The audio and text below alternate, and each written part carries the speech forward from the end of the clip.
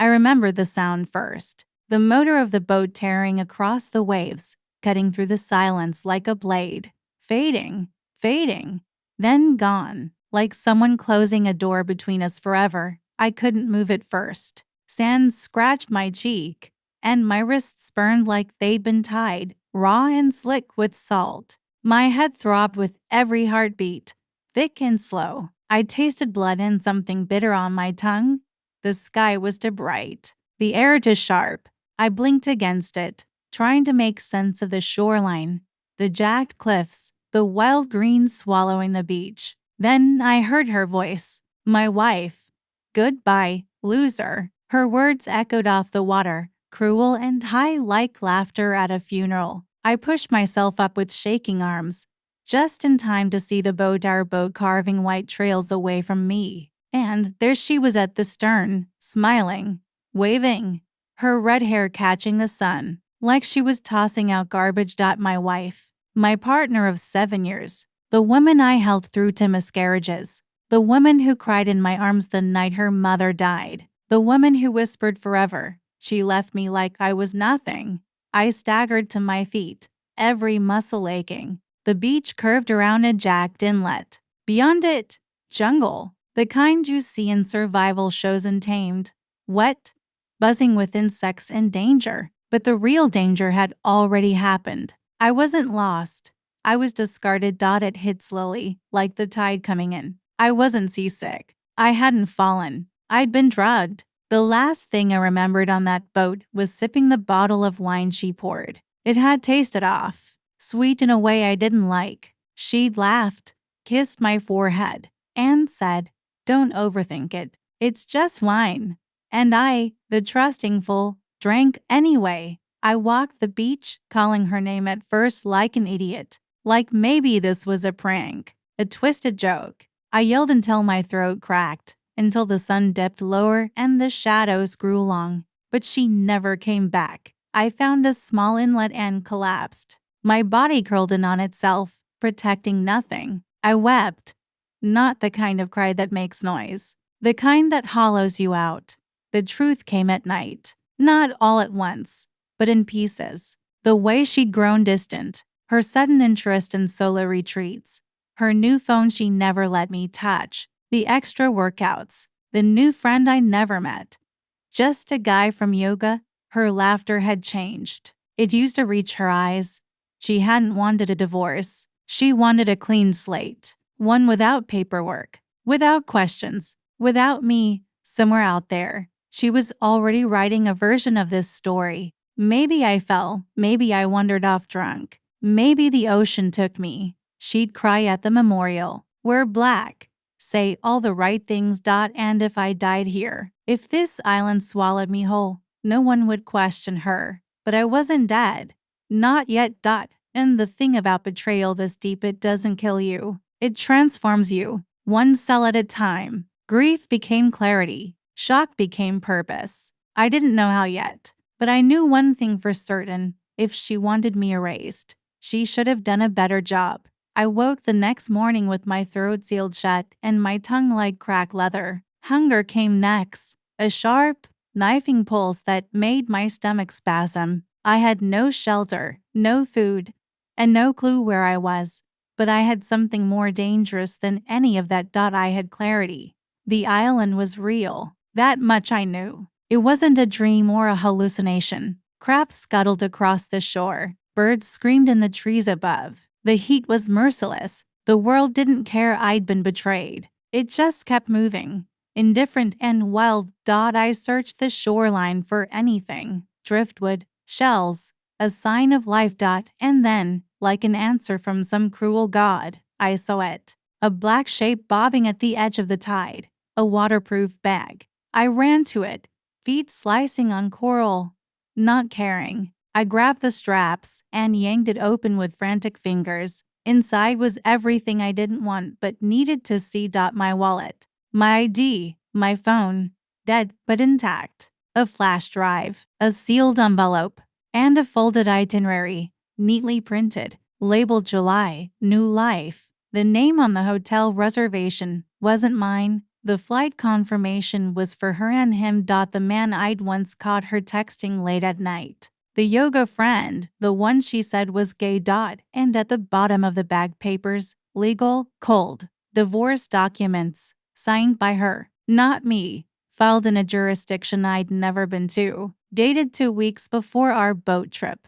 There was no doubt now. This was an abandonment. It was erasure, a removal, a digital and physical deletion of me. She emptied our joint account too. I saw the wire transfer time for the day after we set sail. She didn't just leave me. She planned for me to be dead, lost, forgotten. And for a moment, I wanted to give her what she wanted. I wanted to curl up and let the sun take me, let the island swallow me. What difference did it make? But then I thought of the smirk on her face, the way she'd smiled as she vanished over the horizon.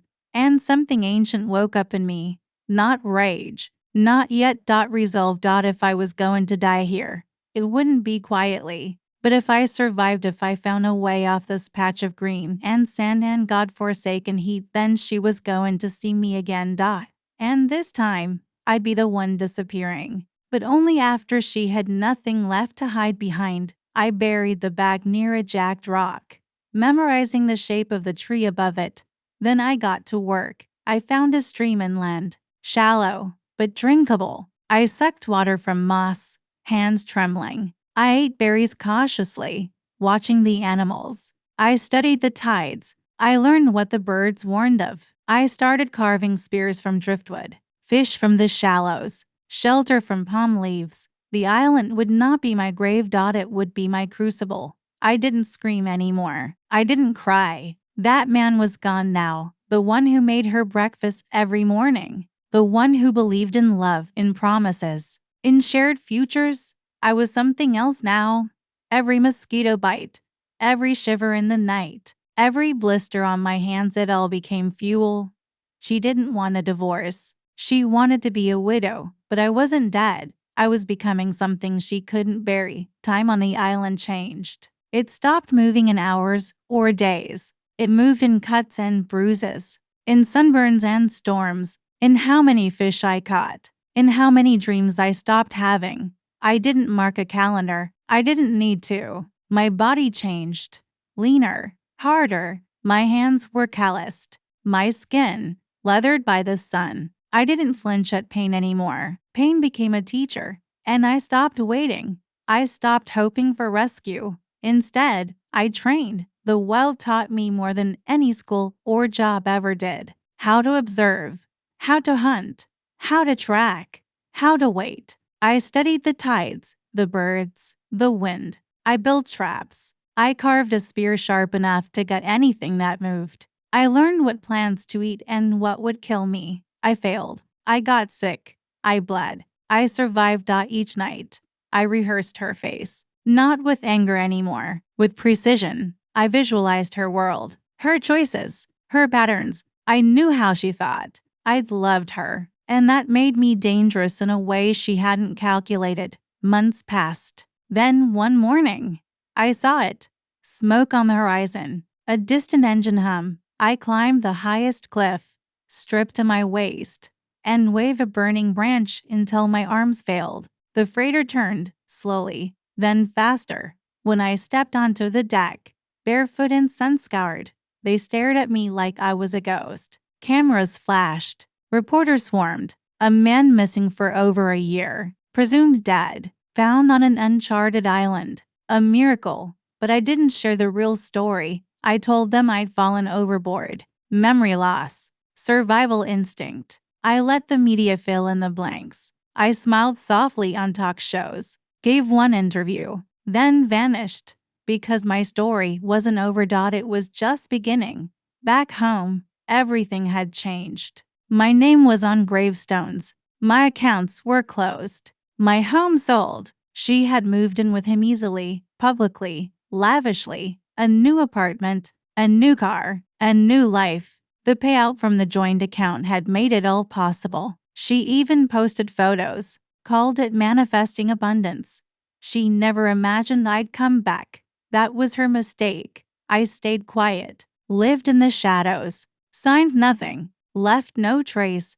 And then I opened the bag I'd buried, the one with everything: flight confirmations, bank transfers, divorce papers, the itinerary, the flash drive with her goodbye video recorded while I was unconscious. "Bye, loser," she'd said, giggling at the camera. "You should have listened when I said I wanted a new life. I watched it one last time.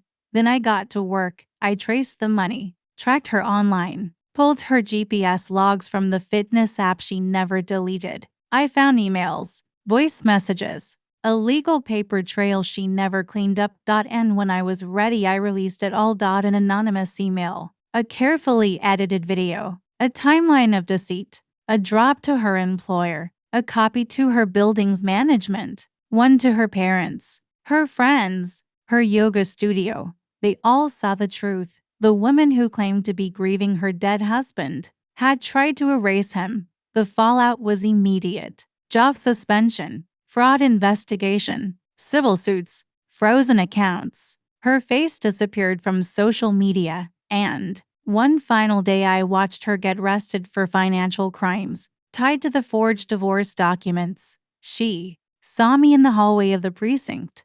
Her face collapsed in on itself, makeup smeared, hair a mess, voice small. "Why?" she whispered. "Why did you do this to me?" I looked at her, not with hate, not even pity. "You did this to yourself." I walked out into the sunlight, lighter, clearer, alive. Finally,